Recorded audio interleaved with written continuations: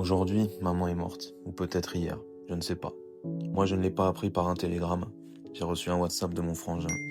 Il était 2h21 du matin ici, en Corée du Sud, donc en France, ça devait être l'après-midi. Et même si au fond, je savais que ça allait arriver, ça fait quelque chose.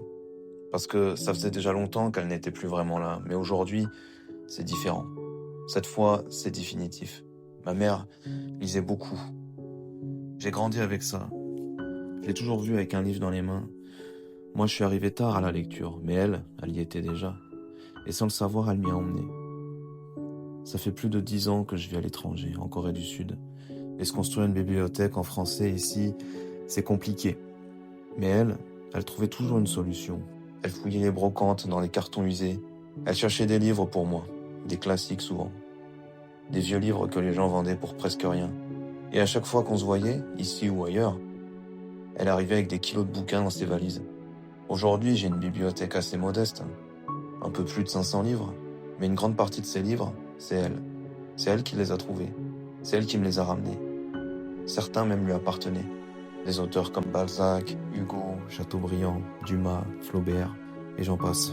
Ou encore des philosophes de l'Antiquité, ou n'importe quoi qui parle d'honneur et de chevalerie. Son dernier cadeau, par exemple, sera l'intégrale des Rois maudits de Maurice Druon. Je me souviens de certains de ces messages. Je t'ai trouvé un Dostoïevski en brocante. Encore un pavé, il sait pas écrire ce gars-là. Si elle savait.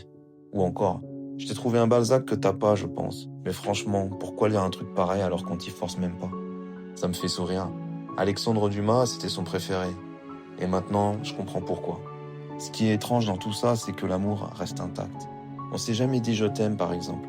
Mais il n'y avait pas besoin. On le savait.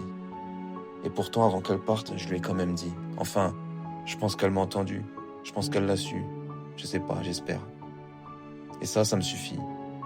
Aujourd'hui, on va continuer. Comme avant, mais en mieux. Avec tout ce qu'elle m'a laissé, dans ses livres, dans ses valeurs, dans cet amour. Parce qu'au fond, tout ce que je cherche dans les livres, elle me l'avait déjà donné. Maman, repose en paix.